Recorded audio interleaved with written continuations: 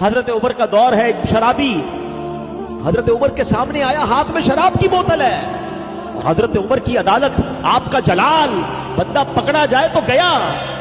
حضرت عمر نے کہا بتاؤ کیا ہے تمہارے ہاتھ میں؟ ہاتھ میں بوتل چھپائی، کہا حضرت سرکہ ہے۔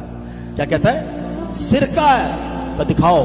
اس بندے نے دل ہی دل میں اللہ سے پتہ ہے کیا کہا، بوتل چھپی ہوئی، اللہ آج بچا لے، آج بچا لے مالک، اب شراب نہیں پیوں گا، آج عمر کے سامنے ذلیل ہونے سے بچا لے۔ بس چند سیکنڈ کی تو توبہ تھی، چند سیکنڈ کا تو کنیکشن تھا، اللہ سے دل سے عرض کیا مالک آج بچا لے، معافی مانگتا ہوں، آج مارا جاؤں گا، بندہ تیرا ہوں، عمر کی عدالت سے بچا لے۔